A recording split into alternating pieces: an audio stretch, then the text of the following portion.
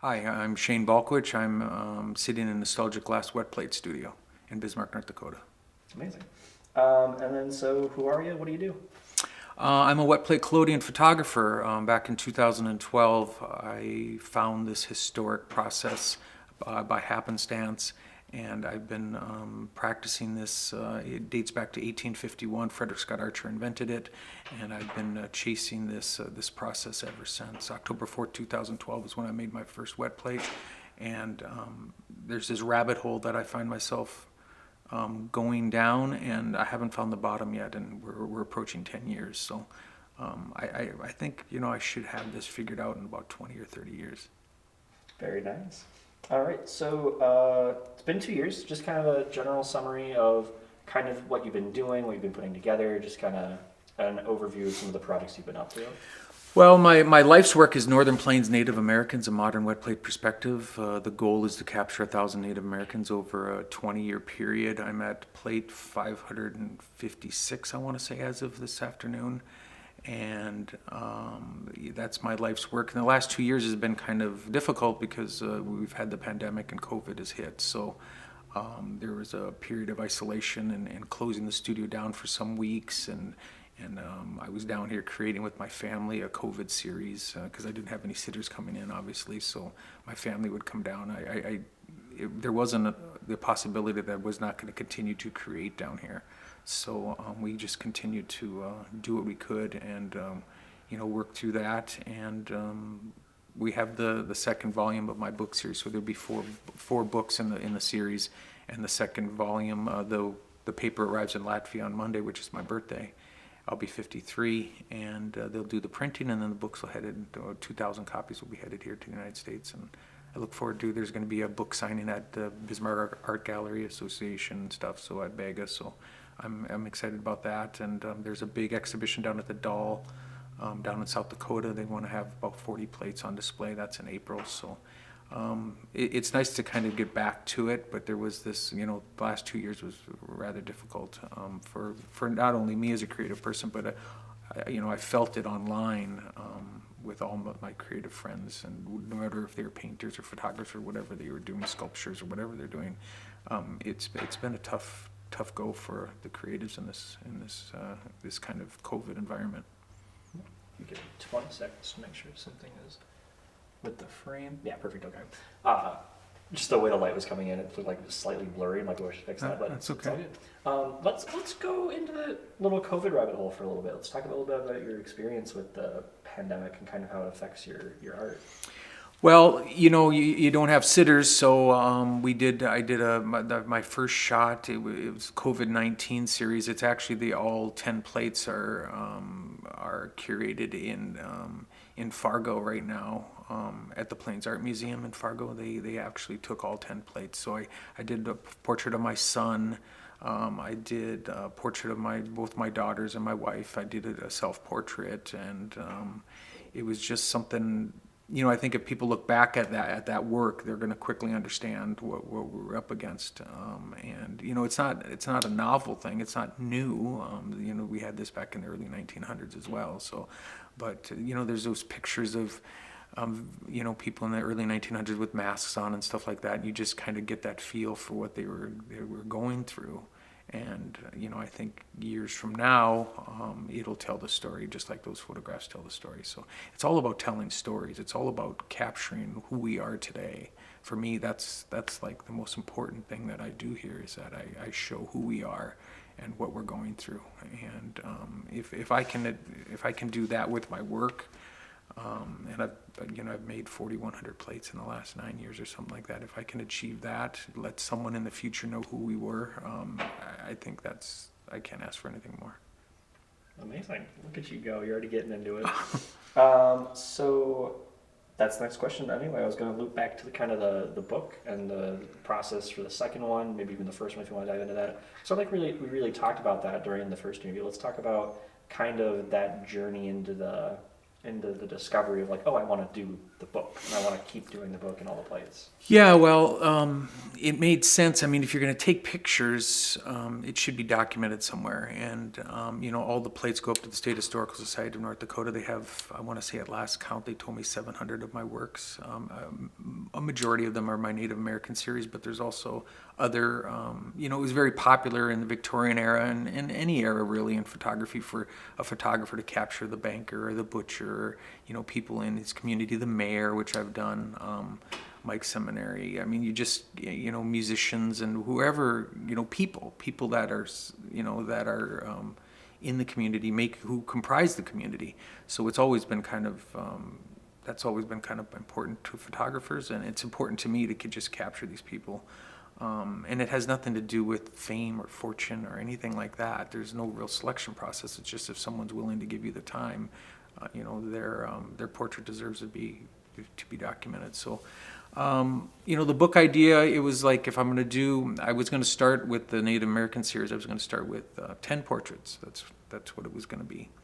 And I didn't know how I was going to find 10 Native Americans to capture 10 Native Americans, because I didn't have any Native Americans as friends. But when Ernie LaPointe, the great-grandson of Sitting Bull, came in, and then Dakota Goodhouse was plate number 2, and I started sharing those online, it just kind of snowballed from there. So then I went from 10, and then in my mind I go, okay, I'm going to release, throw down the gauntlet, we're going to go for 50. And then when I got close to 50, I said, well, 100. And then at that time I said, well, shit, I mean, if we're going to, if I'm going to be, and I was really enjoying myself. I found it was very, very rewarding.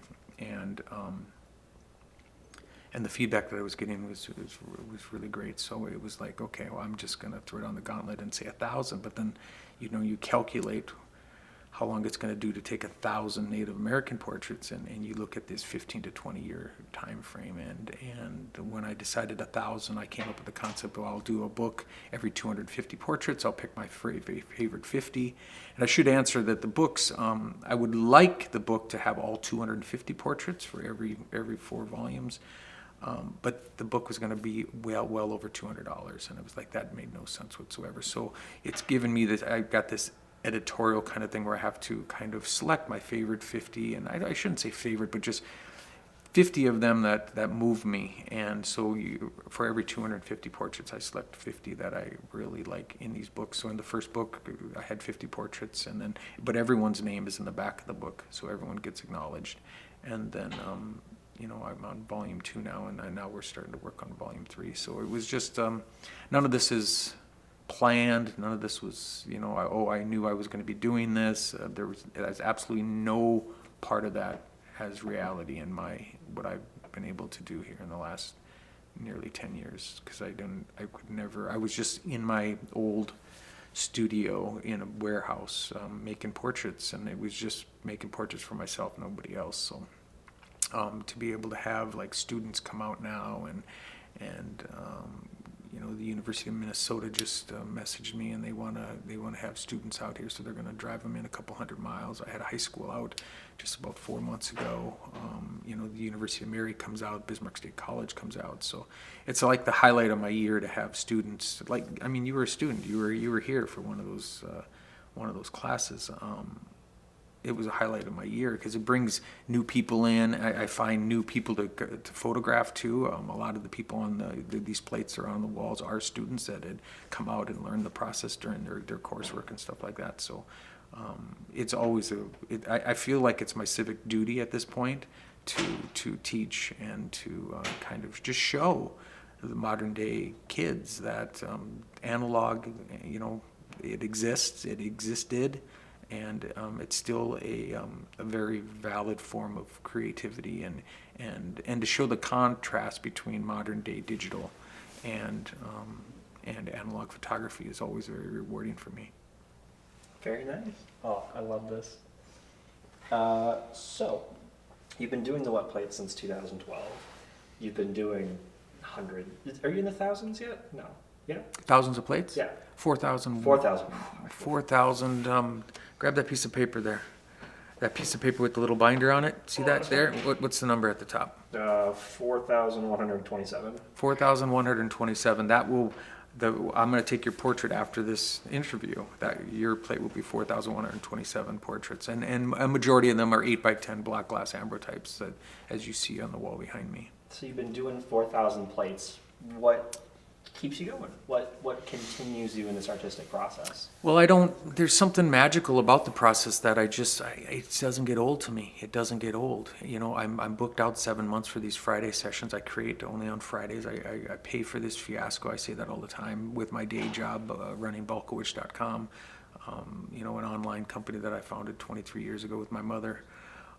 So it doesn't get old, and people keep coming, and especially since I got the studio. The whole idea for this natural light photography studio is to make it you know, like a center of some kind of creativity, not only for my work but for the community. I leave the door open. I've had painters in here, I've had musicians in here, I've had other photographers in here. I make this space completely available free of charge to any other artist that needs a safe haven or a quiet space, or, you know, or needs the natural light. I just make it available to them.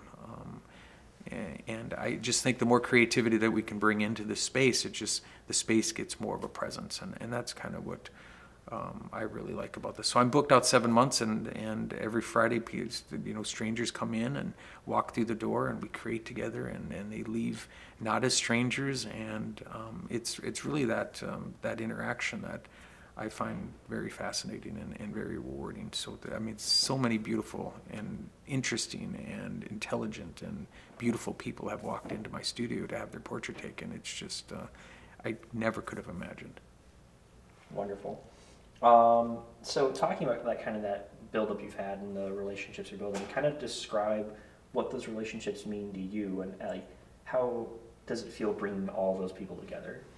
Well, just like you being here, I mean, it's a collaboration. So people walk in with their own talents and stuff, and then we find out that, well, maybe we can do something together. And for me, when I can add another layer of creativity, like Lainey Pope, my official prop master, will be in here this afternoon, and she's got a special prop that she made. We're going to do a wind-up human being, like a wind-up doll. So she made a big key on, made this brassiere that has this big key on the back that you could turn, and we can like pose this, pose a model looking like a wind-up doll. I mean, she made that from scratch. So I mean, and you know, when you can elicit or ask for someone else's talents, and you can incorporate that into your work, it just takes on a completely different meaning, because then it's not just my work, it's our work, and there's something about that, and I hope at some point someone can look back at my work and see these connections and see these relationships and see these things that we've done together as a group, because and a lot of the people that come back in are, you know, if I have a really, I come up with a creative idea, it's really good to have someone that's an expert or has been in 6-7 times, and they know what I need. They know what they need to do. I know what I need to do, and we know what's on our plate and what we're going to chase, and it just becomes, you know, kind of magical. Eve Lancaster came in with Lainey a couple weeks ago, and we did Maiden Pouring Milk based off a Vermeer painting, which Mortensen copied. So Vermeer did his painting with the Maiden Pouring Milk back in the 1600s, I want to say, 1634 or something. I may be wrong there, but then William Mortensen, my favorite photographer, did it in the early 1900s, and we just decided, well, we were going to do it in the wet plate process now, and you know, that plate made it over to the Royal Photographic Society in the United Kingdom. It just was received there, the original plate. So that was the 42nd museum that is taken in one of my works. So, I mean, it's crazy to, on a Friday, make something here, and then within 2 weeks, that work of art is across the pond in the United Kingdom in the oldest photographic society in the world. I mean, I don't, you know, pinch me or punch me in the nose, do something, because that doesn't compute. And but it's a complete honor, and but it is about collaboration, because I could not have pulled off a Maiden Pouring Milk without Lainey. I could not have poured off, you know, Eve probably could not have pulled off holding still that pose as she did if she had not been in here many times before. So there's a growth. We're all growing together. And everyone, I've got Jason Luder's my official carpenter. I got Laney, I've got Chad Nodland as my official digital photographer. So a lot of these shoots, and he was here for Maiden Pouring Milk, he'll come in with his digital camera and capture the making of. So, you know, you not only have the final work, but then you have all the things leading up to it, and actually shows how the final work was made. I mean, if I had the opportunity, I would just love, you know, to, you know, pull my Mortensen book off the shelf and look at an image that I love, and I would love to have been there with him at that moment during that exposure. I mean, that would just be so exciting for me as a photographer, standing next to Mortensen and his camera while he captured one of these images. But we don't have any of that behind the scenes stuff. You know, we didn't have iPhones. There was nobody else with their large format cameras capturing a picture of him capturing a picture. I mean, it just it didn't happen. So some of that history and how these things were pulled off, and some of the illusions and the double exposures and all the things, and how we tweaked things in the you know, on the prints and the way that he did his things. Some of it is lost. We don't know exactly what he was. We have an idea how he did it, but you know, exactly how he did it. That magic is lost. So what I try to do is I try to play. I kind of, you know, some people say, well, don't give it away. Like I'll shoot some kind of portrait that confuses people. Like when Alan Demery went up to the buffalo called Brothers, and he held the muzzle of the buffalo, and people were like, was that a real buffalo? I mean, that was the first question, was that a real buffalo? And you know, some people say, well, don't give it away. Don't let people know how you pulled this off. I mean, the fact is that it was the MHA Nation man at Hidatsa-Rikara Nation took their huge buffalo mount off the wall, threw it in the back of Alan Demery's pickup. He brought it down to my studio. We hung it off a ladder, and right outside the studio here. And that's magical. It's like the image stands for what it is, but it gives some validation to the image. But I like being like the Wizard of Oz. You pull the curtain back, and like, here it is, like in all of its, or being a magician and doing this really cool trick. And it's always been fun to let him show you how you know what I mean? You can't do that always, but it's always been fun to see how is the magic done. I know I'm being deceived somehow. I know you deceived me. I'm fooled. How'd you do it? And that's what I like to do. And that's what Chad Nodland brings to the table from my studios. He lets everyone know. He shows everyone how the different techniques. And these aren't techniques that I've invented. I mean, I've got historic books here that I borrow. There isn't pretty much, what's important here is that there isn't much in photography that hasn't already been done. Okay, so nobody can really claim that they've done anything, you know, in photography for the first time, because there's the history of photography and the billions of photographs that have been taken.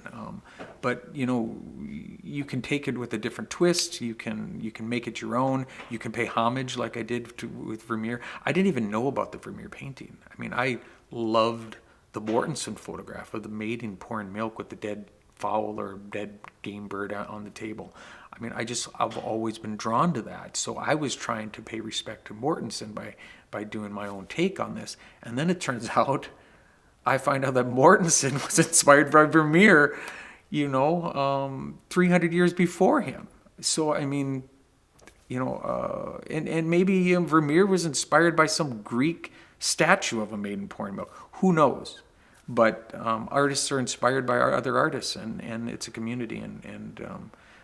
I didn't have this. I was 44 years of age. I didn't have any creative outlet, and now I find myself like just thrown into this motley crew of creative people in not only this community but online. I mean, you know, social media and stuff allows me to, you know, I'm having a talk on February 1st with Tony Richards from the United Kingdom, where we're talking to a photography group of like 60 some people in a Zoom conversation. So we're preparing our conversations and stuff like that. So when would Mortensen had the opportunity to collaborate with someone, you know, so far away, and we just do it instantly. I was on the phone this week with Tony. I mean, I pick up the phone and talk to him. So technology has allowed me to interact and channel some of my ideas and my thoughts with other artists, and it's an amazing thing. It's really an amazing thing to have people from all over the world supporting me and me doing my best to support them. Wonderful. Gosh, I love this. Did you want some more? Yeah, I'm gonna take a little sip. Me too. It's important to hydrate. All right. Question number 7. What is the best part of what you do? The best part of what I do is capture history. And I think my photographs, I explain to every person that comes in why wet plating is important, the archivability, that this plate will last longer than any other photograph ever taken of you. The resolution of this plate is higher than any other photograph ever taken of you. And with those two, with what wet plate brings to the table, I think that I can give people a sense of pride in that particular photograph. It takes us a half hour, maybe an hour to make a portrait. It's not what we're used to. We're used to these instantaneous kind of exposures, and there's really, when something's instant, it's really hard to attach a feeling to that portrait. But when you spend a half hour and you have to hold still for 10 full seconds, there's something beautiful about that. And when I take this opportunity to teach everyone, so not only when the students are coming in my teaching, but every person that walks through that door that's a stranger and they've never seen this process, and the majority of people haven't seen this process, I take that opportunity to teach them, and then I tell them about the history, and I explain the whole process to them, and then that work takes on some kind of value. It's always been this problem that I've had, is that I could never understand. Like I've had broken plates before. Like I take someone's portrait and I drop it, or something happens in the chemistry or something. There's ways to lose plates, and I've always struggled with the idea of, 10 minutes ago, if I was to take your portrait, and we took your portrait and then we liked it. Let's say we liked it, and we dropped it and we broke it. I'd be devastated.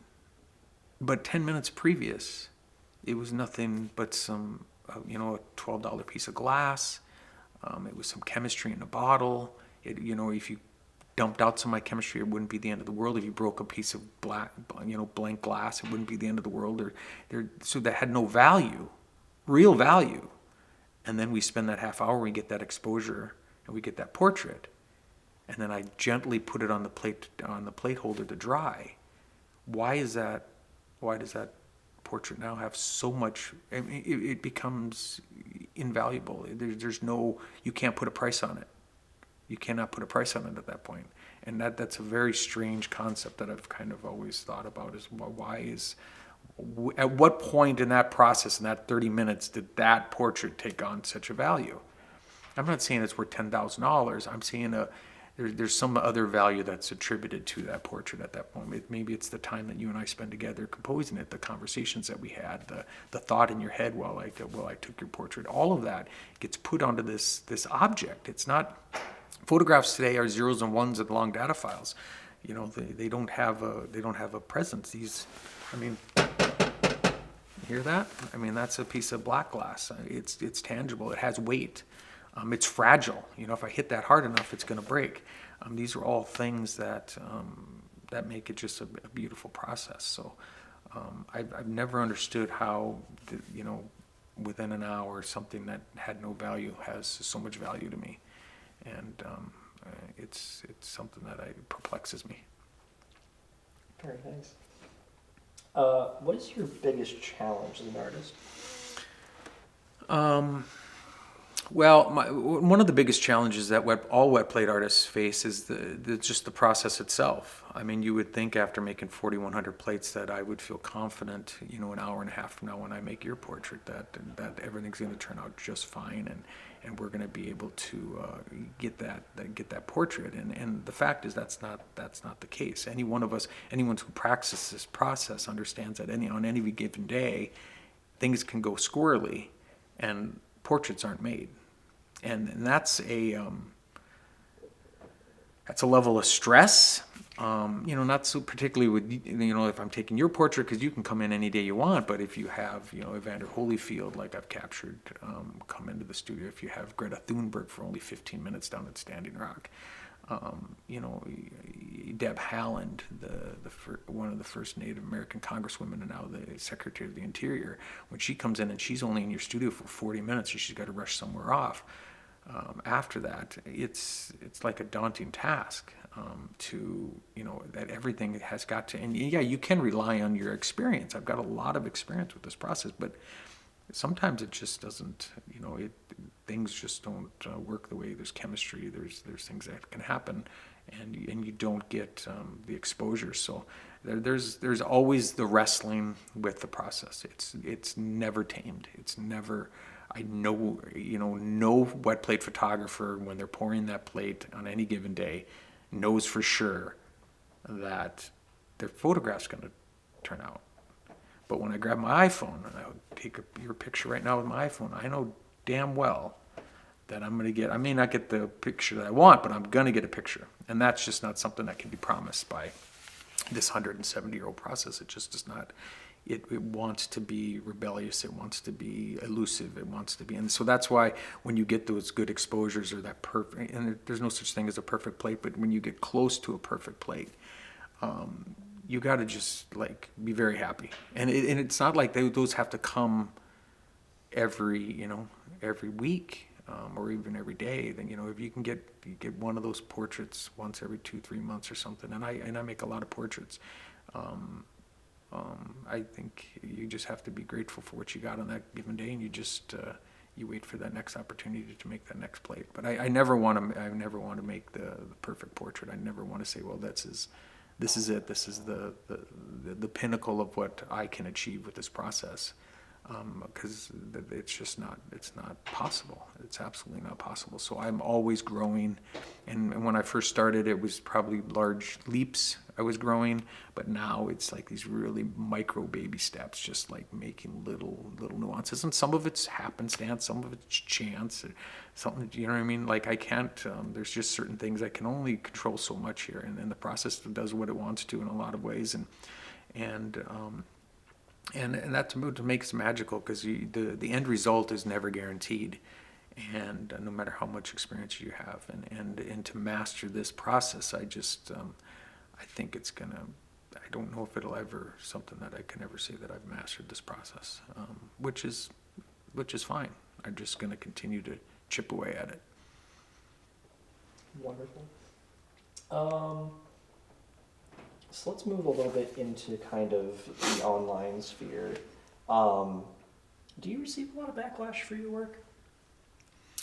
I receive a lot of praise for my work, but I do receive a lot of backlash. I've been in some situations. My work has gotten me into some situations, sometimes controversial situations that it's been in, and you know, we can talk about that.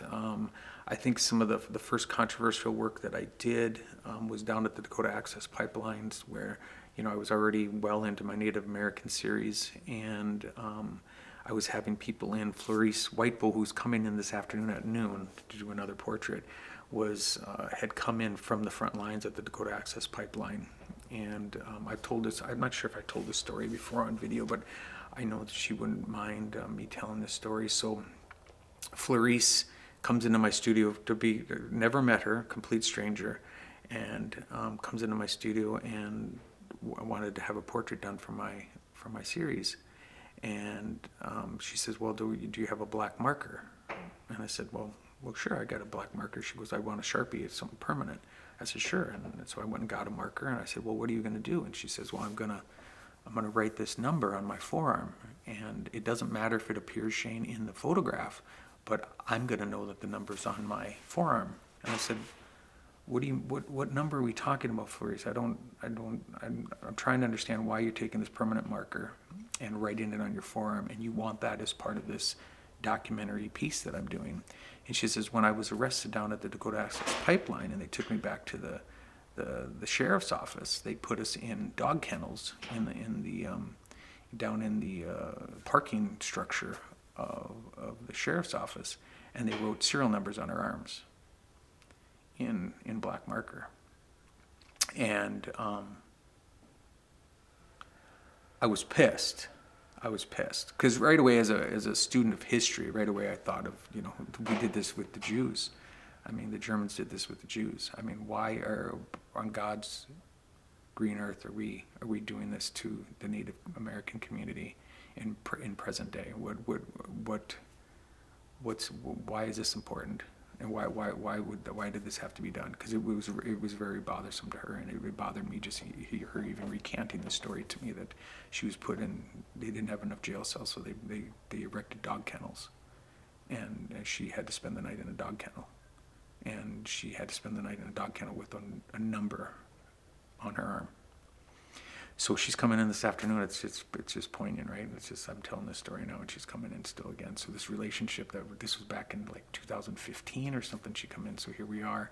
But so she told me the stories of the Dakota Access Pipeline, and she was the voice for the documentary "Awake: A Dream from Standing Rock," which is a fabulous film. So she was portrayed in that film as well. Florice was so.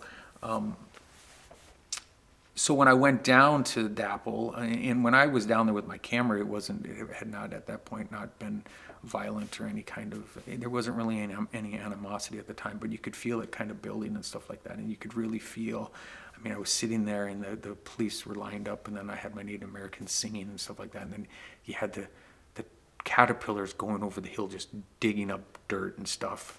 And it was just like a surreal moment. And, for that, I couldn't continue with my Native American series without supporting them. Like, I had to take my camera down there. I couldn't have Florice showing up and telling me these stories, and I'm sitting back here in Bismarck, 50 miles away, I'm just going to read about it in the news. It's like, I have to go down there. I have to just show some solidarity. I've got to I couldn't continue my Native American series if I'm going to turn a blind eye to this. There's absolutely, and I'm getting goosebumps telling you this, I absolutely could not continue my Native, I'd have to abandon the entire fucking thing if I wasn't going to go down there and stand with them. How could I ask these people to come in? I had a young lady came in, she lost her eye.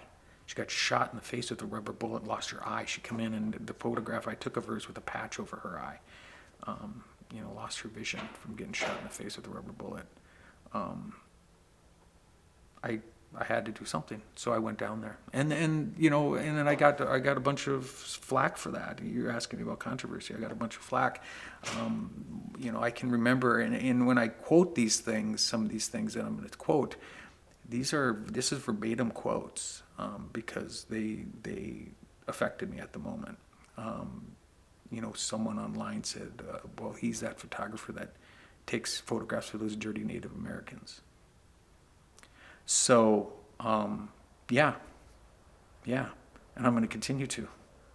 And I'm going to continue to do what I can to kind of shine light on injustices and stuff like that. It's something I have to do. Death by Oil was a photograph that I did. A young Native American came in. I found out about the Dakota 38, which we can maybe talk about really quick. So the Dakota 38, Christmas time, Abraham Lincoln era, he decides to hang 38 Native Americans in one fell swoop, the largest group hanging of any group of people ever in the history of the United States. Abraham Lincoln signed it right after Christmas, and executed 38 Native Americans. He built a huge scaffolding and hung these Native Americans from the scaffolding. So I find out about this. I knew about Abe Lincoln, right? You know about Abe Lincoln. You know about his wood teeth. All the little stories we know. We know about the assassination. We know about Booth. We know all the things about him. We know about his big inauguration speech. We know all these things about Abe Lincoln, right? Never told us in our school. In our history classes, nobody mentioned. I'm 47 years of age, and I have to find out about the Dakota 38 for the first fucking time from a Native American. So my buddy came in, again, a complete stranger. He's a friend now. He came in, and I did Death by Oil, which is an award-winning photograph where I took a noose and put it around a Native American's neck. And and strung it up, and he has his feather on. He's got this look of pride in his dad, and it was a paying respect to the Dakota 38. I mean, that was, I mean, when he came in, and I had some elders in the room at that time when I made that portrait too, and I had them look at the back of the camera because I knew what I was doing was rather controversial. That this, you know what I mean, like this white photographer is going to put a noose around a Native American's neck and take a photograph, but it was about the intent. It was about the intent. What is the purpose of this? And I actually, to bring that story forward, the Dakota 38 forward into present day, I took some chocolate syrup and poured it all over his shoulder, representing oil. So this was this dripping oil down this Native American shoulder, and that's why it's called death by oil, was my tipping my hat to the Dakota Access Pipeline disputes and bringing the Dakota 38 into the present time. So there was 3 elders in my studio on that day when he had come in and shot death by oil. And I was such a difficult experience because I even put the noose around my own neck, and I showed him that, you know what I mean, like, you can't hang yourself. And it was just hanging from one of my lights. There's no possible way that I could have hurt him, but it was the idea of me putting this noose around his neck. So I put it around my own neck and had him pull on it and showed him, this is what we're going to do. And he was just all for it. And I let all the elders that were in that in the studio on that day, and they were doing other portraits, I said, should we make this image? Look at it. I don't want you to look at it from here with your eyes. I want you to get underneath the cloth. This is what, on the back of the ground glass in the camera, this is what we're going to see. This is what the image is going to be. Should we make this image? And it was unanimous in the studio that day that, yes, Shane, you need to make this image. So I made this image. And it was, people had a problem with it. People had a problem with it. I want to say I lost 800 followers that day when I shared Death by Oil for the first time. So, but I don't give a shit. Who cares? Who cares? Photograph went on to win some awards, and I mean, it's, but there's the trust that is involved, and this was long before, Calvin Grinnell, the elder, came in and gave me my Native American name, Shadowcatcher, Meishte, Akagocha, and Hidatsa. But since then, I mean, the trust is a given, and I'm never going to take it for granted. So that was just, I haven't talked about that before, so I'm glad we talked a little bit about Death by Oil, but I will be very happy to see Florice again. She knows she remembers the Dakota Access Pipeline vividly. She was on the front lines being tear gassed and stuff like that, and her story needs to be told. Her story needs to be told, and I don't think anyone should be comfortable. I don't care who the hell you are, should be comfortable with writing serial numbers on Native Americans' forearms in present day. I mean, what, and have we learned anything? Have we learned anything? Where's the humanity? Where's the dignity? Damn, that's terrible. I'd never even heard of that before. Well, I'm glad I got the opportunity to tell her story just a little bit. That's fucking crazy. I got a lot of them. Huh? What time is she coming in? I think she should be in by 11. Between 10 and 11, you'll get to meet her. Nice. Get to meet her. Yeah, I would love to. It's inspiring. Yeah. She's a strong way, but... She's a strong woman. Strong woman, and she's I don't know. She's got a character that and fortitude that I don't have. It's terrible. So how do you kind of deal with those people online who are throwing those horrible comments at you, that they're exiting in mass, that they aren't necessarily maybe getting, the message kind of behind what you're trying to do, or they disagree with what you're doing? Well, I just continue to do what I'm doing. Their opinion doesn't matter about my work. My opinion, to be honest with you, does not matter about my work. I'm way too close, Phil, to my work to understand if it's good or if it's pertinent or if it's going to have some value in the future. I have no idea. The only thing I can do is continue just to create one work after another, would capture one more portrait after another, and at some point the body of work is going to speak for itself, I would hope, but who's to know? I mean, I can't attribute any qualities to what I'm doing here. I have to leave it for others. So there's always going to be that dichotomy of people that think that you're doing great work and praise you for it, and then there's always going to be the other people that think your work sucks and that I'm on the wrong side of history. But that's one thing I can tell you about my work. I feel strongly about. I'm not on the wrong side of history. I know that for a fact. So when you're on the right side of history, fuck them. Fuck them. Fuck them. Nice. Hell yeah. So what message would you give to artists who are in that same boat, who are getting harassed and who are getting flack for just creating their art? What would you say? Well, it's, there's one thing to be controversial, and there's another thing just to have, critics out there. Critics, that online critics, it's ridiculous these days. The amount of people. When I first got started, I always wore my work on my sleeve. I was always out there as, hey, I just found a camera last month, or I'm really new at this, but this is my work. I've always just put it out there. At least I had the balls to put it out there and to put it out there and let others look at it. And some people make their comments, but recently it's just been this online critics it's absolutely absurd. People don't have a problem with you sharing your work as long as you're not getting any traction or any attention. But as soon as you start getting in, I'm talking about specifically some characters in the wet plate community, in the alternative process community, and in in general in the photography industry or community in general. I mean, it's if you get any traction, if anyone pays attention, that's when people have a problem with you. That's when people are, they'll have all kinds of comments, and I'll have people that'll make snide comments. I'll share a piece like maiden pouring milk, and someone will say, well, the milk coming from the pitcher is not believable, or they'll just make little pot shots like that. It's okay, that's your opinion. Why don't you do me a favor? And what I've been really doing I've been pushing back as of late. I said, why don't you grab your camera? You show me how it's done. Post your image right here, right below mine, and show me how you would have improved what I've done. And the fact is, these people that are these little nitpickers, these little critics, these online armchair critics, they're everywhere. And these people, and I go into their profiles, trust me, at some point it's okay, let's see, I'm going to check out your body work. And these people don't have bodies of work. They don't have any work of their own. But they'll sit there and they'll throw shit.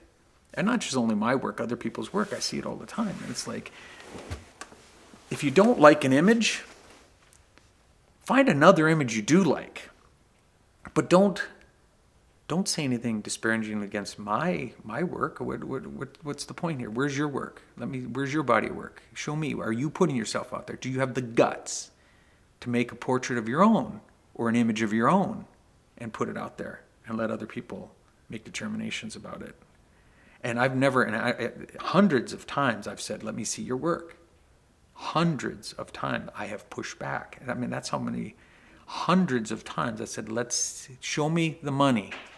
Show me how you would have done this better. And the fact is, most of these people don't even know what wet plate photography is. They couldn't even achieve it with modern day photography, let alone 170-year-old technique that I'm using with 10 seconds of exposure, using natural light. It's a joke. And nobody, not one person has taken me up on that offer. Not one person has taken me up on that offer. But we do have in this community as well, I've been in here almost 10 years, and there is the who's who of so-called experts in this process, not wet plating or alternative photography process, that has taken me on, that has challenged me, for one reason or another had a problem with me. I've been kicked out of 4 wet plate collodion groups on Facebook. Kicked out.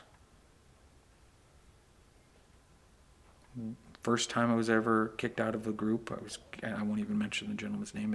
He doesn't warrant me even saying his name. A young photographer photographer was practicing wet plate and took a wet plate of a teddy bear. And you could see the teddy bear. You know, when you first start out, you're just hoping for images. I mean, Jesus, you're just hoping that I'm shooting my camera at a teddy bear. Hopefully I can see that there's a teddy bear. I mean, this is how difficult this process is sometimes. And I could see a teddy bear. And I was giving this guy some pointers, and I was really new myself. So, I mean, who was I to even give any pointers? But I was trying to help. The point is I was trying to help. I wasn't criticizing, you know what I mean? I wasn't. And this gentleman and this guy is, he's written books. If I said his name, which I won't, anyone in this community would know who he is. He chastised me for trying to help this kid, and said, you know, he needs to take a course. You know, and they you know, there's these courses that you can take. You can pay $3,000-$5,000 to take a course to learn this process. I'm all self-taught, so here I am.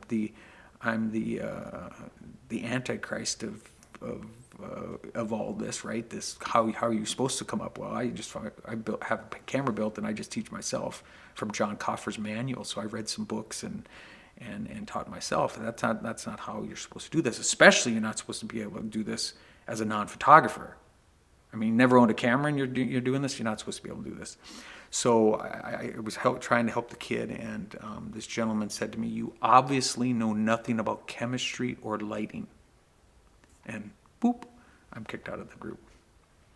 So that was the first group I was kicked out of. So, and you know, there's an expert out there that's world renowned. Won't say his name either, but he some years ago, he's always taken shots at my work, and some years ago he said to me, "Your work is okay, but it will never be considered true art."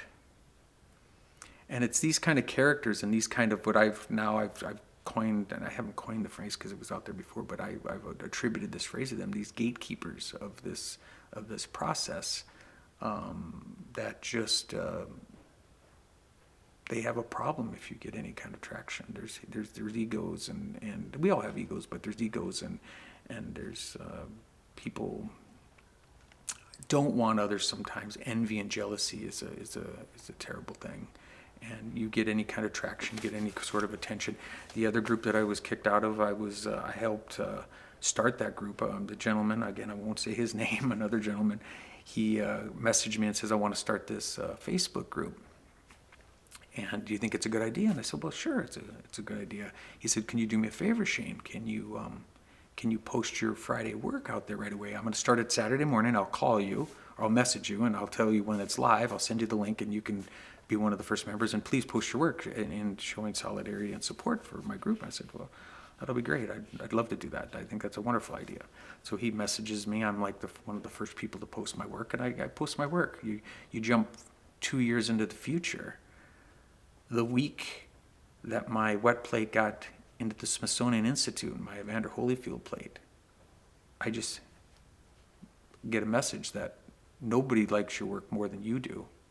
And boop, another group just blacklisted.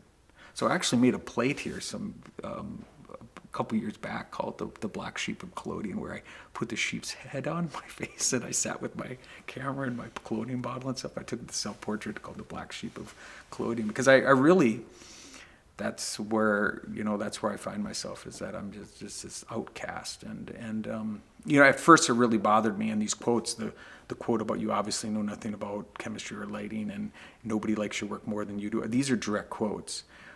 The other quote, and I'm almost saying these people's names, I don't want to say their names, the other direct quote about your work is okay, but it'll never be considered true art. Those are verbatim direct quotes from these individuals.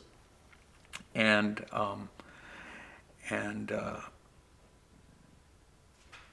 it bothered me at first. I don't know what the hell I'm doing, right? I'm new at this. So eating your young, right? You should probably have the same kind of thing in videography. I mean, there's these kind of things, but we shouldn't eat our young. And the sculptors shouldn't eat their young. The painters should. The photographers certainly should. The chefs shouldn't. You know what I mean? All these people, we shouldn't eat our young. We should support our young. We should support. And sure, with my first wet plate, I'd be the first one. I just shared one of my first portraits of my mother on October 4th, 2012, the day I took my first wet plate of my mother. The plate was absolutely horrid. I shared it yesterday with a young lady who she took this rather nice landscape and she was down on herself. Like, I know I got a lot of work to do and this isn't the greatest. And I'm like, hold on a minute, back up, stop. This is my work from my first day. What can we determine between your landscape and my portrait? That you're a genius compared to how well I was doing. So give yourself a break. And just continue to go down this path, because we're all at different levels. We all have different talents. We all have different skill sets. Some of us have more time to spend on this than others. I mean, not everyone is as fortunate as me to every week. It's like breathing to me. Every week I'm in the studio creating down here. And if I miss a week, there's something missing. I mean, I just feel this something in the pit of my stomach. I've just got to continue. But not everyone has it's expensive, and the silver is expensive, and the chemistry is expensive, and people got jobs and they got to feed their families. And I mean, there's all these things, and I'm just so fortunate to have worked so hard and done what I've done on my business side that allows me to just sit in here on a Friday morning with you. Why am I not at work? And just to share the story. So to go back, so it bothered me at first, but now it's like they've, the scarlet letter, they put the scarlet letter on me, so I'm gonna wear the scarlet letter with pride. These gatekeepers with their keys to the gates, I'm knocking keys out of hands at this point. I'm kicking gates open. There's no, my body of work and the attention that my work has brought me is, nobody has any, you could have bothered me, 7 years ago. You don't bother me anymore. I know where I stand. I know, what I'm trying to do here. I know I've got a group of people, hundreds of people, thousands of people that support what I'm doing, and you don't have any. You're not. I will wear this black sheep mask forever if that's what it takes. So. Nice. You're just so good at this. Oh, it's so good.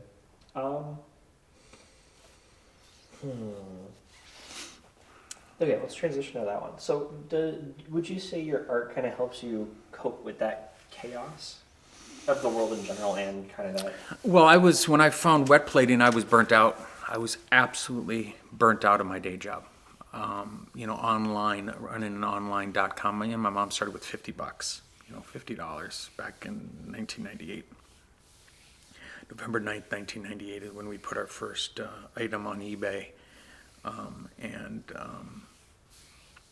We've represented about 450 different companies now, but it's 23 years that's a career. And, you could go back 9 years. So I've been doing this for 9 years. So that's how long, I was burnt out. So I was a decade into my business life, and it just consumed me. I was focused on the wrong things, and we talked about this a little bit in the previous video, but I was just focused on the wrong things. I was chasing the wrong things, and not until I found this creative avenue, this creative outlet, that I found my real purpose in life. Ever since then, I have to keep my eye on the ball out there at the business. I've still got my little Molly. She's only, 8 years old. So I've got another decade until I get her out of high school, and me and Bonnie get her out of high school. So I got to keep my eye on the ball, but, it doesn't bother me. Even the first, I've been in the studio for 4 years. I'd come in here on a Friday and it bothered me. Like, I'm not at the business. Like, I would always think, I should be, maybe I'm missing a phone call or a distributorship or, a sale or whatever.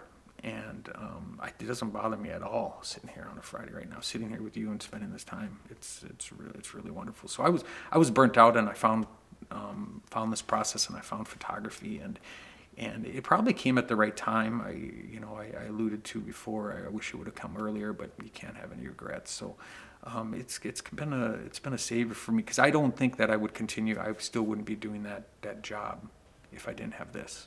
It just let me do something more rewarding, and And then my job out there took on another role, so it's not only supporting my family, but now it's supporting this creative outlet that I want, and that I want to continue, and to be able to build a studio from the ground up. I mean, it's bonkers. It's absolutely bonkers.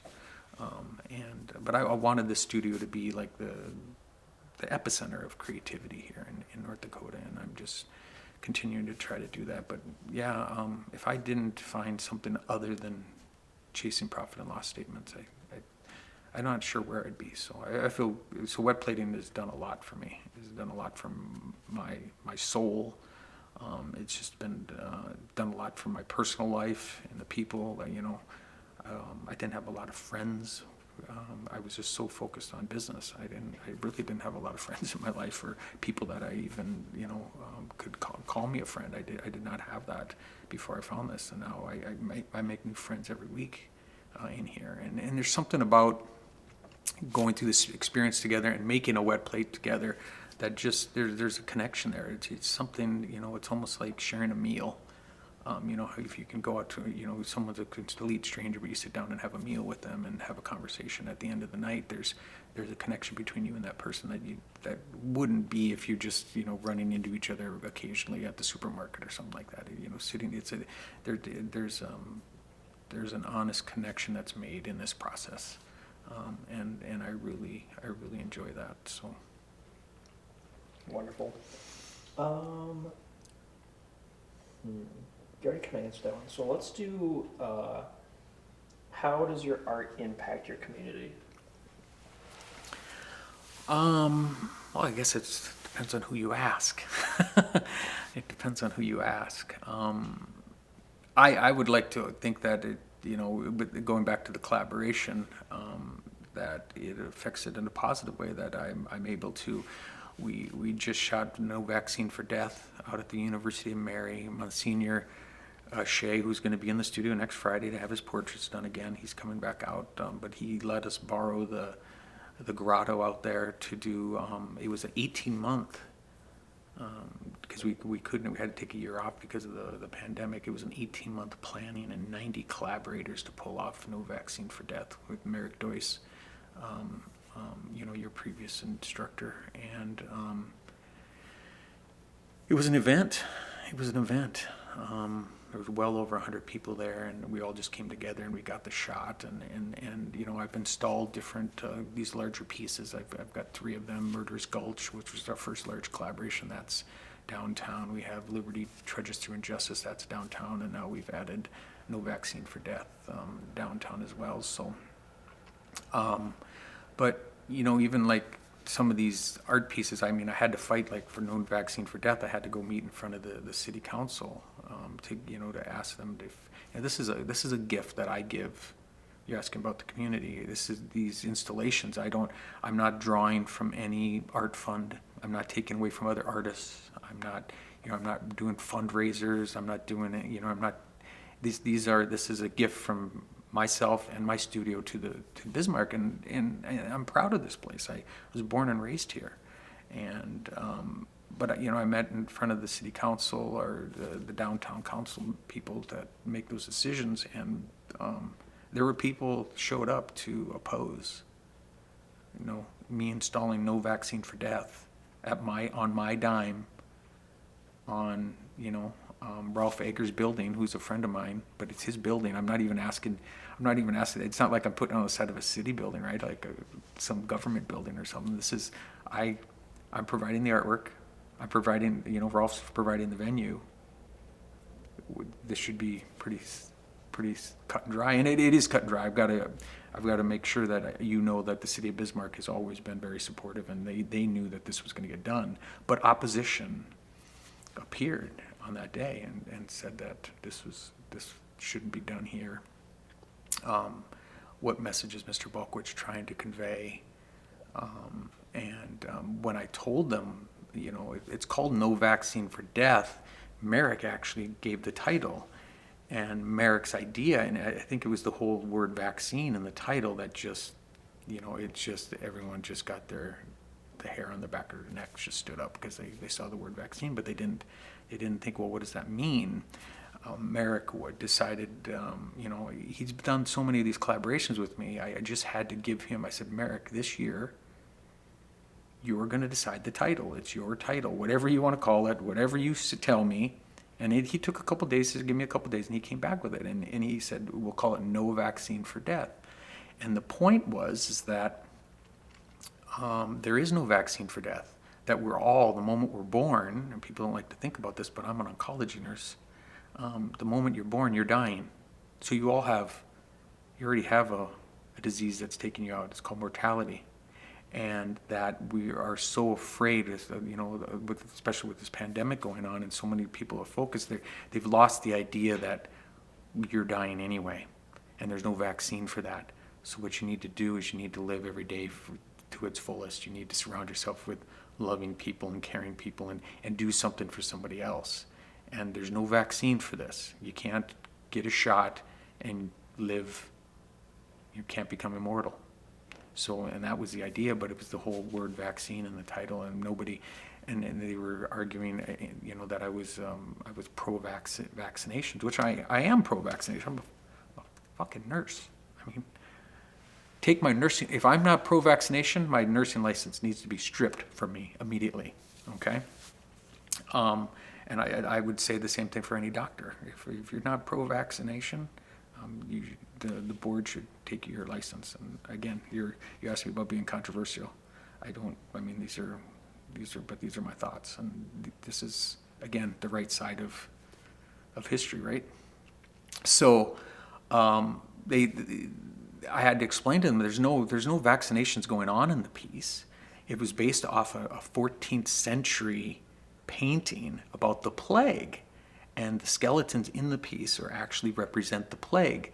So what you see is the skeletons are killing the king with all his gold coffers at it. They're stealing his gold and killing him. So you got the king fell. Okay, well, if he can fall, guess what? The peasants are falling, and you had the peasants, some of the people fighting the plague. So the guy with the sword. So some of us, we're going through a pandemic. I mean, this all just rings true to what we're going through, right? You have these different elements and different people doing different things. So it's going to kill the king. It's going to kill the peasant, the guy who fights it. It's going to kill him too. The guy that's cowering and hiding. We had a person hiding under the table, peeking out. The person that's trying to run from it. It's going to get them too. It doesn't care, right? It's this universal truth that these viruses, they don't care about who we are as human beings or what our status is in life. And that's what the whole thing was. That was the whole point of the whole shot, was that the vaccine is gonna do its thing, but we should be together as a people, and we're not together as a people. They weren't in the plague in the 1400s, whenever that was, and they surely weren't together in the early 1900s when the Spanish flu came around, and when COVID came around. It's the same. So it's this story repeating itself.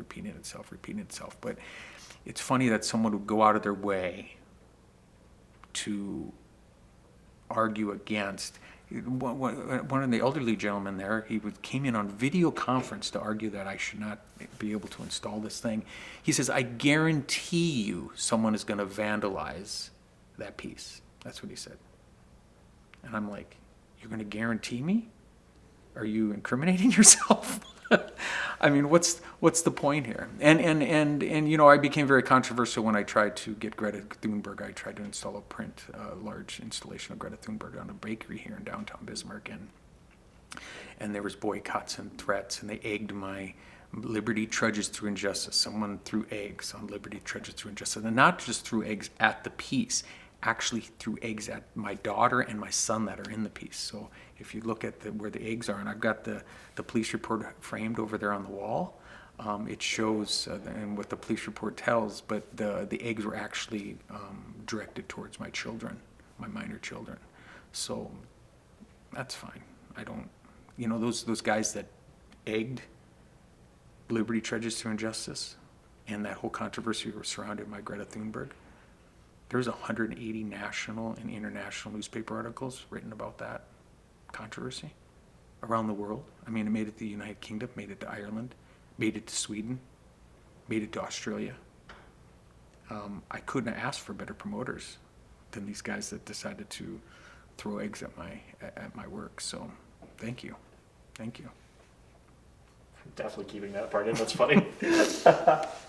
So yeah, would you consider yourself a controversial figure then here in Bismarck, in our little red state? Well, I wouldn't be. It sound like I pride myself in being controversial. I'm just living my life. I mean, if you're living your life in the way that you in believing in what you believe and trying to raise your children to do, to be the best people, humans that they possibly can. And if that's controversial, or if your work, you're trying to make a difference here with your photography, and it doesn't have to be about my work. We're talking if you're a painter, if you're whatever, if you're a chef, whatever art you practice, if you're trying to make a difference, and then all of a sudden you find yourself being controversial, well, then I'm controversial. I mean, it's not something I hang my hat on or that I'm proud of. But if that happens to be where I'm at right now, and maybe won't always be controversial. It's not like I embrace this or whatever, but I sure in the hell don't back down from it. There was an anonymous, so Greta did not get, wasn't installed. My 10-foot tall Greta piece wasn't installed in the bakery, but it went to it went to Fargo. And then it went to 3 other places around the country, and even went down to Standing Rock. So there's 4 murals came out of that one mural. And it was about 6 months after that entire controversy, and I actually had a threat. I was at a restaurant. When it really hit home, the threats is when I was at a restaurant with some family members. Not family members, some friends, my wife and 4 other friends. And we were at a downtown establishment for having food. And the lady behind the counter, the phone rang, which is very odd. I mean, back in the 80s, if someone needed to get a hold of you and they knew you were eating somewhere, it's always been depicted in the movies. They bring the phone over to you and you'd answer the phone at the table, which is really kind of weird anyway. But in today's modern age with cell phones, you don't have proprietors of restaurants saying, Mr. Balkowitsch, I have a phone call for you. But that's what happened. And they brought the phone over to me in the restaurant. And as soon as I picked up the phone, someone was breathing on it, and then they hung the phone up. And I'm sitting there. This is right during this whole week of this whole thing. Is that so someone was telling me, was shooting a bullet over my bow, saying that we know you're having dinner in downtown Bismarck. And I'm hard to find. I mean, all my vehicles have Balkowitsch Enterprises on the side of them. I'm pretty easy to find. If you want to come find me, 4419 Centurion Drive, Monday through Friday. If you don't want to go down to the business, come find me at 2703 Big Sky Circle. I'm not hard to find, but but it didn't bother me so much. But everyone at the table, they knew about the controversy that week, and they were moved by this anonymous phone call to a dinner table with this I don't even know what you want to call it, petty threat, but it's fine. So if I'm controversial, I'm just like, I'm the black sheep of collodion. Throw these titles at me. I'll stick them on my back. It doesn't bother me. It's sure in the hell not going to stop me from doing what I'm going to do here today, next Friday, the Friday after. That's not going to happen. So, it is what it is. Beautiful. I just love the attitude. Well, not like you're giving like a 2. I love the way you approach that. It's wonderful. So what's it been like seeing your art kind of develop and expand into that more political sphere over the years? Well, anytime if it is, yeah. I'll just get some water. Yeah. I want to pick up on the mic. Yeah, sorry. it's okay. All right, If it is political or controversial, that's fine. But there's always 2 sides of that. I've only been talking about the bad sides, right? The bad sides of these collodion gatekeepers or alternative process. I'm talking about the bad side of these people that didn't want my work here. I'm not talking about the good side. I'm not talking about all the thousands of likes, the Greta Thunberg portrait. I think I can clearly state that it's the most viewed modern day wet plate of all times. There's 3 million views and likes on social media. I stopped counting at 3 million. So I mean, when has another wet plate in modern day been viewed and shared that amount of times? So you can talk about these fringe elements, and I can talk about these bad characters that that have envy and jealousy in their hearts.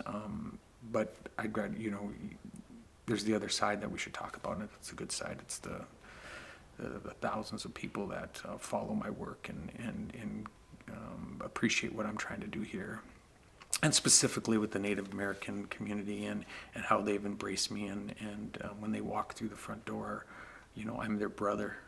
They're my sisters and my brother. It's you can't put a value on that, and I don't want to let them down. So there's always two sides, and I really have to admit that the positive side completely outweighs. I mean, I'm throwing shit at these other people just because they've been petty, and it gives me this video gives me the opportunity to kind of address some of the and you asked me, is there issues that you've been having, and there are, and online critics are just horrid. A critic should have some kind of expertise. Okay, they should be maybe a scholar, should be, you know what I mean, an instructor, should be, someone in the field for 30 years. I mean, then you can give these people, if they want to start calling themselves critics, but just to have an opinion,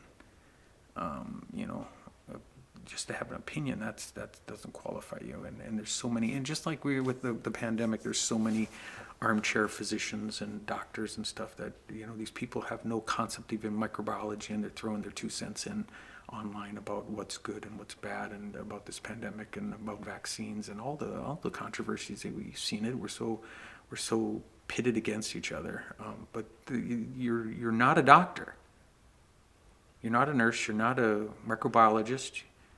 You're no more of an expert at that than you are of my wet plate collodion photography work. So shut up.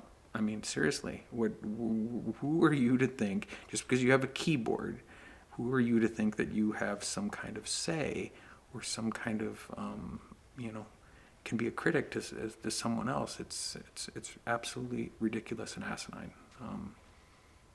Just keep your comments to yourself, your ignorant comments to yourself, and try to do something, instead of being negative, try to do something positive in the world. Try to, bring your own work into the world. Go out there and try to make your own difference. You don't get flack until you start getting the attention. As soon as you start getting the attention, then you really find out who your friends are and your real supporters are. And then these guys that you thought supported you, they don't support you at all. The one critic that said that your art is okay but will never be considered a true art, he has his own studio, his own natural light studio,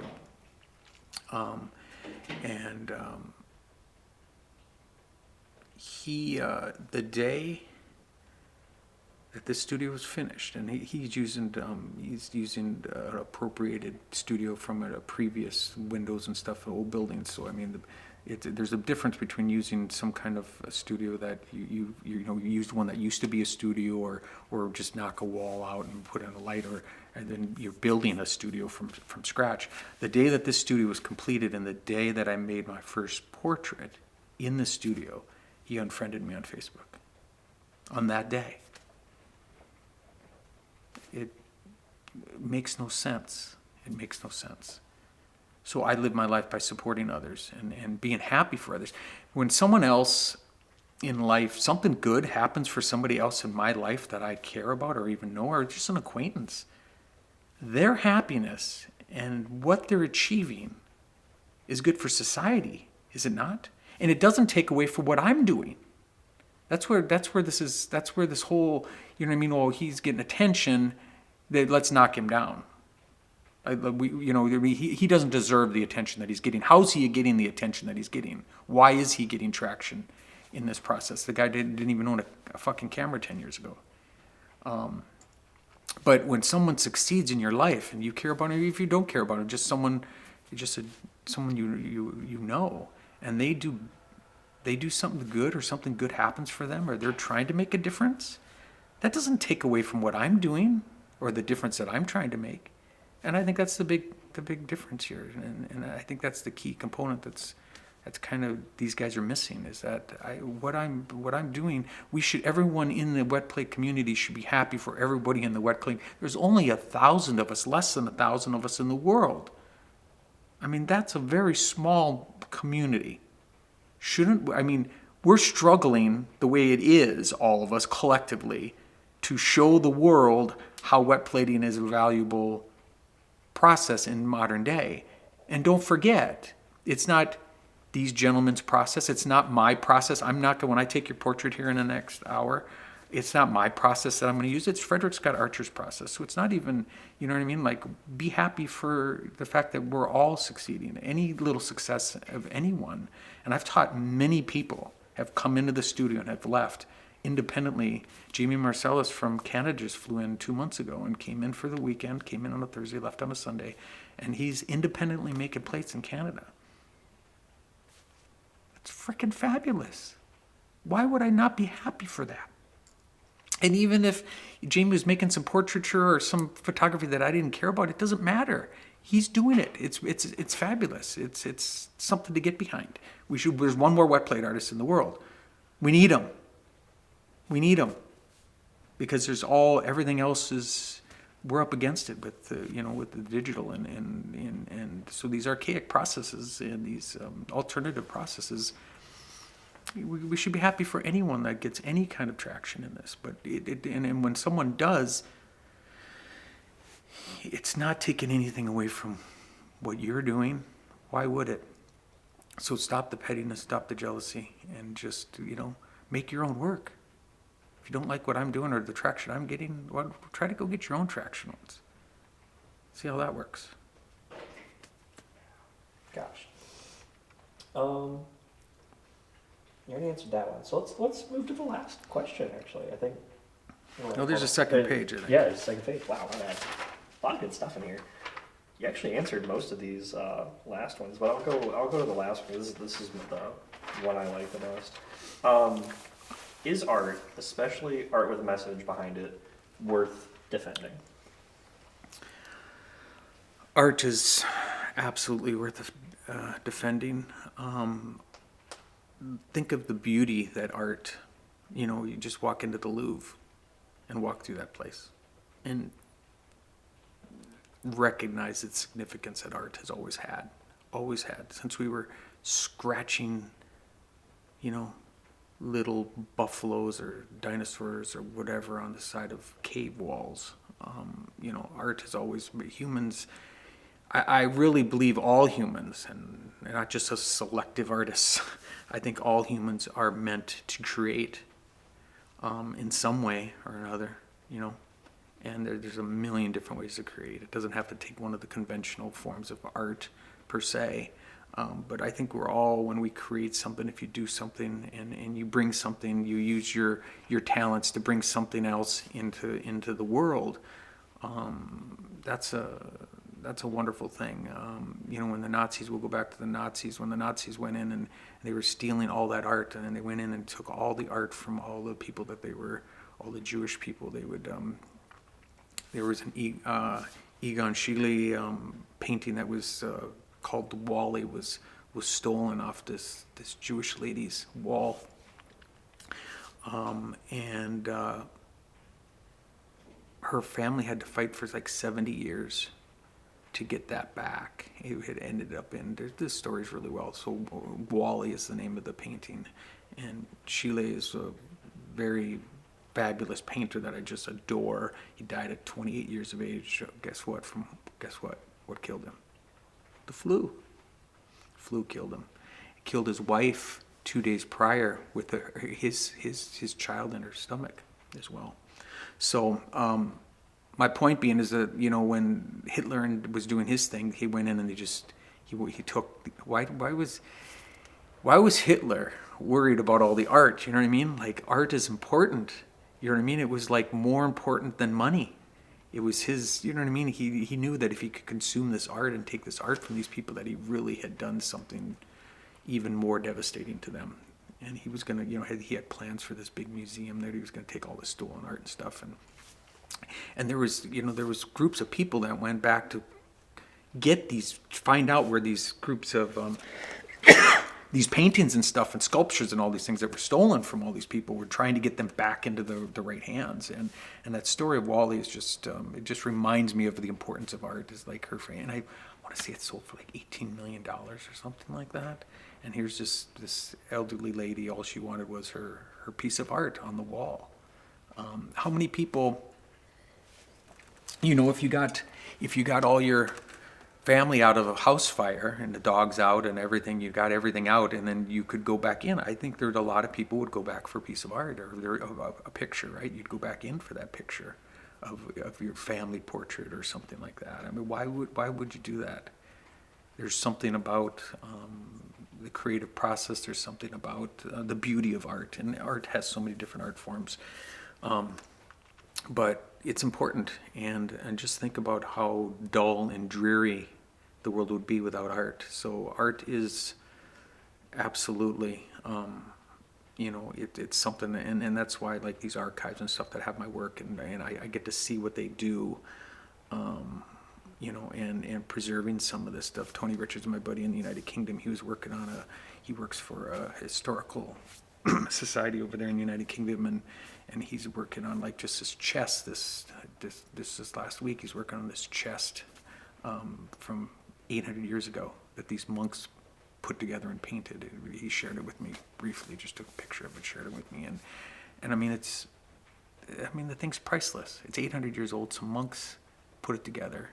And why do these objects mean so much to us? Because it tells that story of those previous people. You put yourself in the shoes, and you put yourself in the shoes of these people, and it tells their story. Those monks were there. They put this wood box together with these paintings, elaborate paintings, and all these motifs and stuff, and they're there with you. They're there with you in that box. When Tony's sitting there in the presence of that box, he's got those two monks that they believe these two monks did this 800 years ago or something like that. It's just a beautiful thing. So art is everything, and it's everywhere, every aspect of our lives, from television to movies to it's everywhere. So, and artists. The other thing I'd really like to say is that everyone loves art. You'll hear that, I just love that art, or you hear it all the time. I just love that. I just love that painting. I just love that sculpture. I just love that portrait. Okay, you love it, but are you gonna support the artist? Are you gonna buy it? You should buy it if you love it, right? Artists are they're struggling. Especially during this pandemic, they're struggling. You giving me likes and saying you like, and not that I need financial, but there's artists that need to eat. Understand, this is how they feed their families, right? They make their art, and hopefully someone buys it and appreciates it and buys it. That's a tough gig. That's not showing up to work, clocking in and out, and getting your paycheck at the end of the week at some humdrum job somewhere. That is like you're putting your soul into your art, and then people love it, and they love it. But then, well, okay, if you love it so much, why buy a $50 print? You know what I mean? Buy a $50 print. Don't buy something from Target or Walmart to some kind of framed piece of crap. Go find an artist that you care about that's alive, because dead artists don't need your support. You know what I mean? They're already been fed. They have no desires whatsoever. So, find a living artist and buy a piece of their work. I bought a piece of work this week. I bought 2 pieces of work this week. Artists that I care about. I care about these people. I love their work. And I can say it all day that I like it. And I can share it online. But none of that. You can't take these shares and likes on social media and to take them to some bank and say, well, I'd like to exchange these in now. Can I get $12 so I can have dinner tonight? That doesn't happen, right? So it's a tough gig. And I'm not in the boat the same boat. So I'm not still an outsider from that perspective because I'm not in the same boat as these artists that are living day in and day out trying to survive. Because I have this gig, this other gig that pays for all this. Not for a moment am I going to put myself, just like not for a moment in my early days would I even call myself a photographer. It took me 5 years to call myself a photographer. Not because I thought I was better than photographers, because I didn't want to insult any photographer because I didn't know what the hell I was doing. Just like that, I don't consider myself, I'm not an artist in the same boat as some of these other artists that are living day in and day out trying to, and it doesn't matter if it's a musician, they're playing downtown, you know what I mean? Give them a $50 bill, you know what I mean? Like they're playing in a bar on a Friday night, they got a tip jar there, give them some, they're an artist.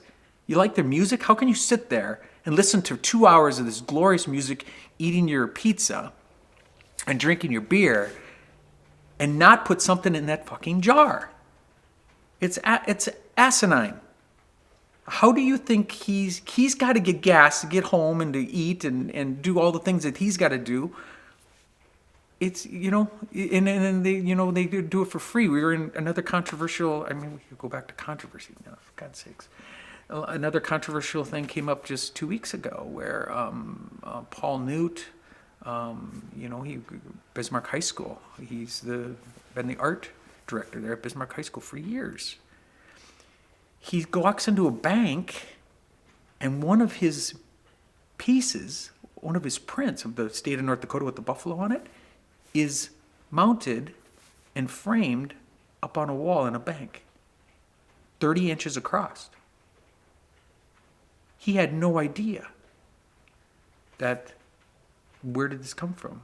He didn't make any money off that print. He should have made some money. Don't you think? It was his piece of art. He should have made some money on it. And turns out, there was a state-run database by the Visitors Bureau, and in the corner it said, provided by the North Dakota Visitors Bureau or whatever. In the corner, instead of his signature, didn't even acknowledge who the artist was. And we found this, and it was like, he was upset because he sells these prints, the same print, he sells them. So how was a bank? A bank's got money to be able to. They're putting art up on the wall. It's a good piece of art, right? You think, why don't we make sure that we get the money back to the artist? And we push back, saying this is not right. You can't be, you can't have scans available on a state-run website and then allow people to download and make prints from, without even acknowledging the website did not even acknowledge the artist, did not even say where you could get prints if you wanted. It didn't do anything. It just showed the piece. And then for you to slap your name down in the right-hand corner, and we pushed back. We said, you can't do this. He's an artist. He's trying to, this is his art. This is his child that you guys sold.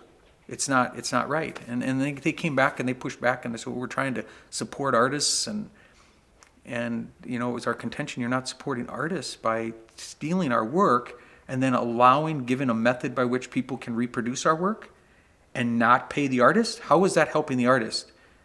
And his image was downloaded like 20 times or something like that. It's like, so that could have been 20 potential sales. Paul's out thousands of dollars and nobody cares. So not until the Fargo Forum got involved, that was their stance. They were still pushing back against us. And we stood unified, and the comments out there on Facebook were overwhelming, like, this can't happen, this is unbelievable. And they were arguing that we're trying to help you, and we're saying, you're not helping us.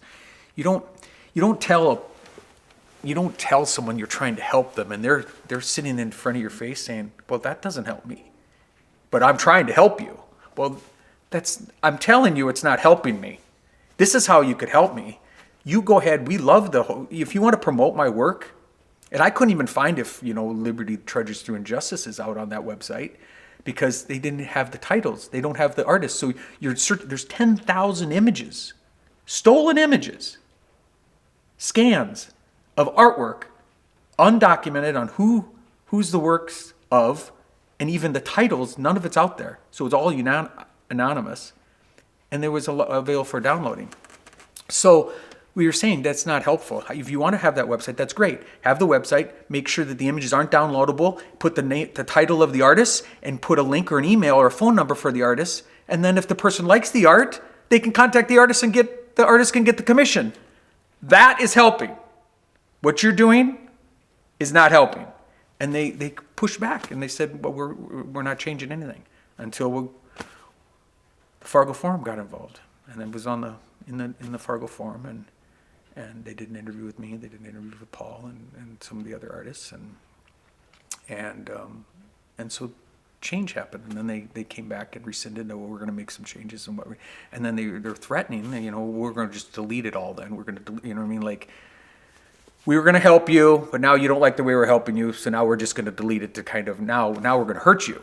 Like, it made no sense whatsoever. And for the and for this government agency to do this to artists here, it was another, it goes back to Paul deserves. He spent hours and hours and hours on that piece. He deserves any kind of commission. I don't care if it's $10. It's his. It's not yours. Can I walk into this state agency and go and grab a copy machine off the counter and just walk out the front door and say, well, you know what I mean? Are they gonna, can I take something from them and just walk out the front door? No, I'd be arrested. So, again, going back to what? If you're on the side of right is right, wrong is wrong. And history's gonna tell, and on that deal, again, going back to controversial, that deal was he could have, there could have been lawsuits and everything, and he would have won that like hands down. He didn't want anything but, and Paul is such a nice guy.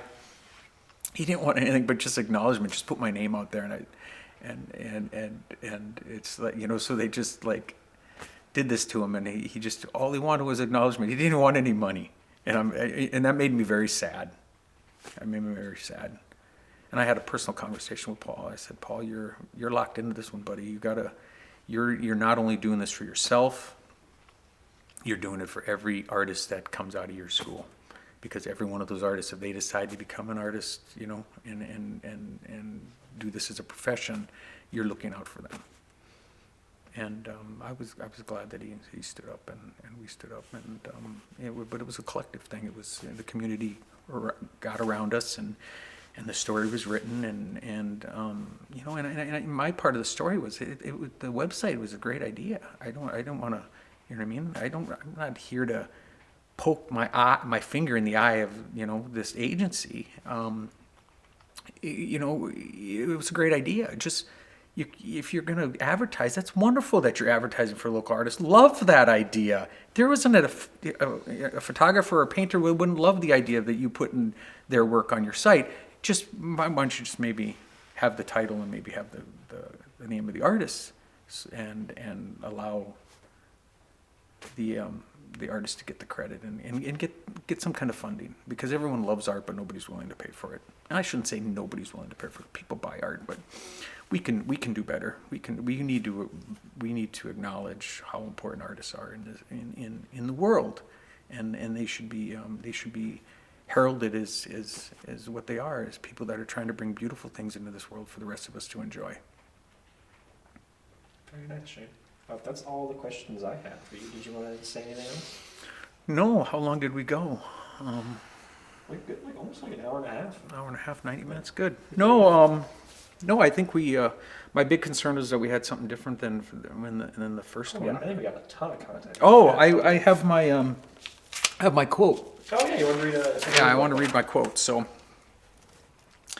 this is, and this quote is from Teddy Roosevelt. So Teddy Roosevelt is he's an important character here in North Dakota too. I mean, we got pictures of him eating barbecue down on Main Street in front of the Patterson Building.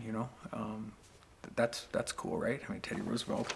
So I've got this on the last page of my next book, again, addressing the critics. And I've had some people counsel me, some friends say, well, Shane, don't push back against these people because you're just giving them power or something. And I understand that viewpoint, that if you let know they're getting to you, then maybe they're, they think they have something on you, but they're not getting to me. But it's not how I'm built, like to turn the other cheek kind of thing. I'm not built that way. So, this whole critic thing and all of that, it was like in the back of my book, I wanted to just address this. And this is the quote from Teddy Roosevelt.